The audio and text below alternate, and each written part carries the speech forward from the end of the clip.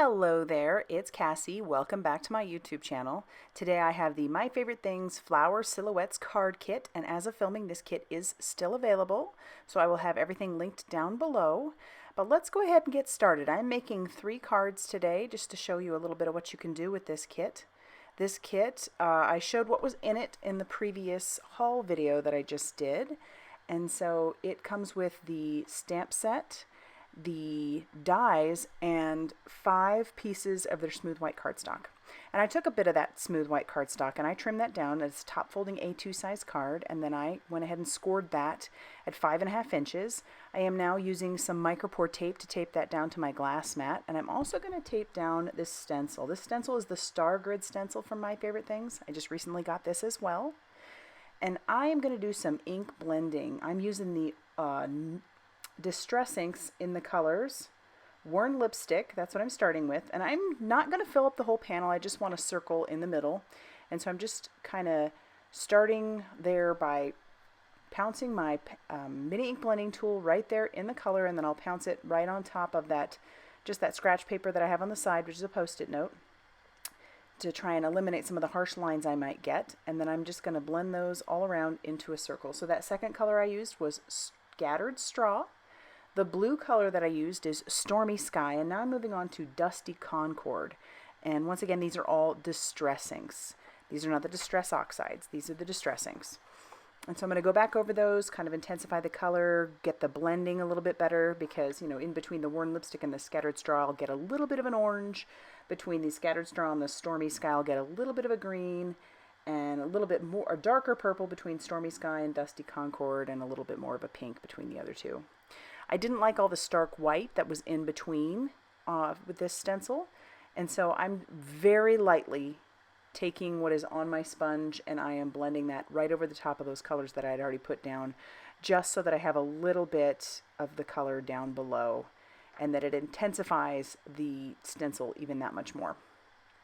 I'm going to go ahead and put that inside of my mini Misti because I plan to do some stamping, and I was just so drawn to this set because I don't really have any silhouette stamps. I mean, I have a few, but not any in the form of flowers, and I just thought these were so pretty. So I'm inking that up with some VersaFine Onyx black ink because I wanted this to be a very crisp black ink. And I'm just going to take about 5 of those different flowers. This set comes with so many flowers and leaves and stems, so you can do a lot of beautiful things with it. I'm just inking those up a few times, cleaning that off in between, lining up a new stamp, inking it up with that same color, and I do end up getting a little bit of that ink on the side. You can't see it here in the video too much, but you can see it in real life, and I will show you how I take care of that later. So just cleaning off those stamps in between, and then inking the new ones up. I figured I better go with some odds, so I did put a 5th flower down. There's just so many in this set. Ink that up once again, then clean that off, and get ready to stamp my sentiment. And I'm just using some more of that same smooth white cardstock that came in the kit. I'll ink up my sentiment. My sentiment came from this stamp set called Sending Prayers by My Favorite Things. And here's where I'm wiping up some of that mess. I use a mono sand eraser. I know this is nothing new, but those are great for getting rid of some of those smudges that we sometimes make. I had cut down my sentiment, and now I'm going to put a little bit of foam tape on the back of that, because this will be really the only dimension that I have on this card. And because I don't trust myself, I've grabbed my T-ruler, and then I'll put my sentiment down. And for a final bit of embellishment, I'm going to use some Nuvo Dream Drops in the color Fairy Wings, which is a very light pink purple. It looks kind of white here on the screen, but as it dries, and you'll see in the picture afterwards, it is a little bit of a purple. It's very beautiful. I'm obsessed with these Dream Drops right now. And so then I will pat that down to get those to flatten out just a little bit. And that's going to finish off the first card.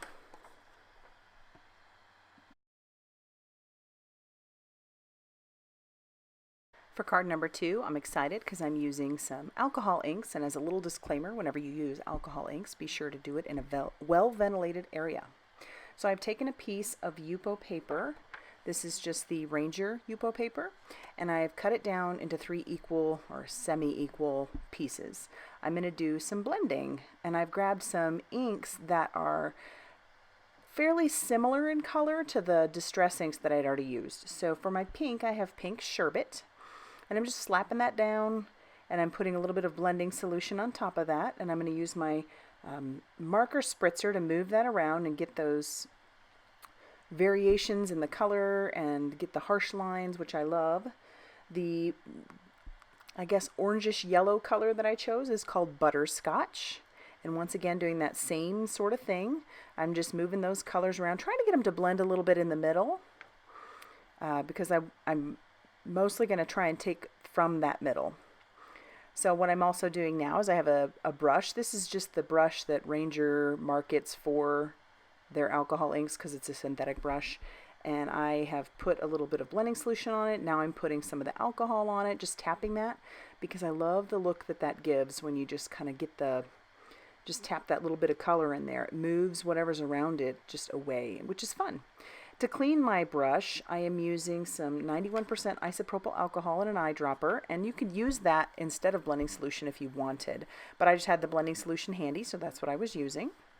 For my second panel, I'm going to try and blend the Butterscotch along with the color Stonewashed, which is the blue, because I want those two to kind of meet in the middle and potentially give me a little bit of a green color. So now, like I said, this color on this screen, it looks a little bit more brown, or I mean a little bit more orange, and orange and blue are complementary colors, my bad. So they're complementary colors, so when they blend, they tend to give you more of a brown, which is why it's not as green as I was hoping in the center. But I actually don't mind the way this looks. I kind of keep working it and keep doing those same things over and over again, and I end up getting a nice look. As you can see, where it's really concentrated, that's where it looks mostly brown, but you will find later, after I'm done, that it kind of gives a little bit of a green tinge, which I really like. So for my third and final panel, I am using that Stonewashed once again, along with the color Cool Perry. And that's my light purple.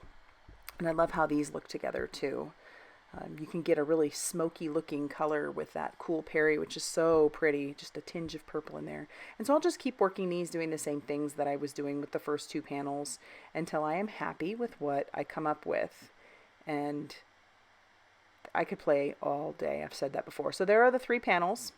I think they look nice. And I have pulled out a circle die that I have. These are the circle nestabilities that I have. And so I'm going to run these through my Sizzix Sidekick. I am trying to find a good spot where they overlap the pink and the yellow together to kind of make, you know, the orange in the middle. And so I want all 3 of those variations of color on that one circle. And so that's what I'm looking for in each of those. But I will save all that Yupo paper because you can do some fun stuff with those scraps. Make some really nice cards. Once again, I am doing that with this next panel, kind of trying to get a little bit of that green, so all 3 of the colors. And then for that final one, I'm doing the same thing as well. And like I said, I could just play all day.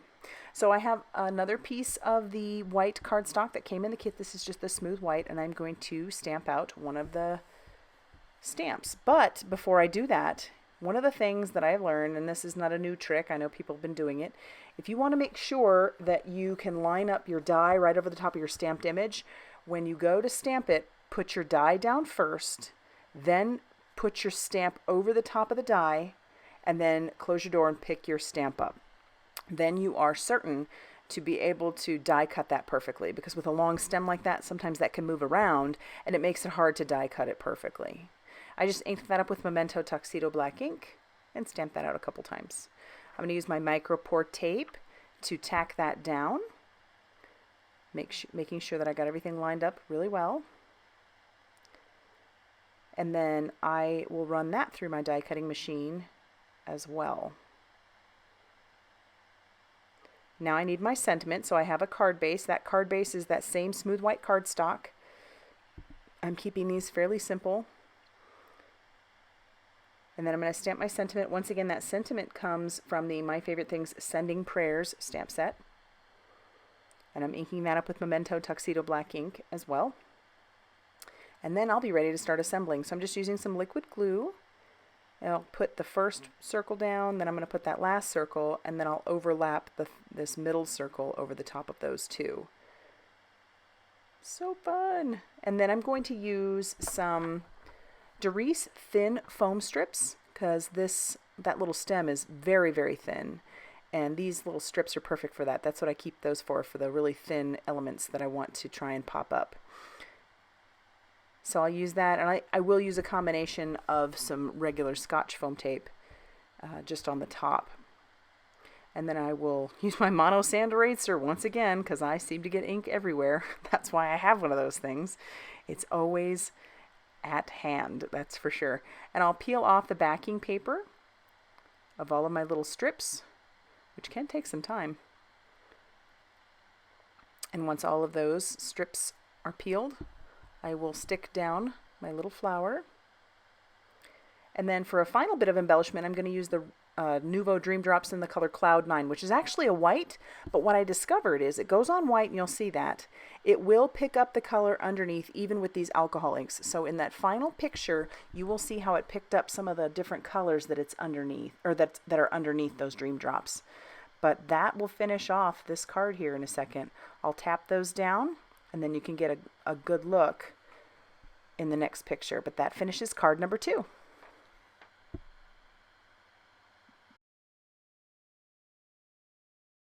For card number 3, I actually made 4 cards, and I'm going to do some watercolor stamping. So I have some Canson XL watercolor paper that I've trimmed down.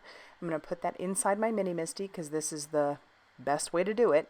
And I'm going to do that little trick like I showed you once before, where you take the die and you set that in there, and then you put your stamp over the top of that. And of course I'm struggling here with the magnets like you would not believe. But I end up doing that with 4 of the different flowers that are in there. And I get them all lined up, and they're all on top of their dies. So that way cutting will be super, super easy. So I've got them all lined up like that, and I'll just close my Misti door.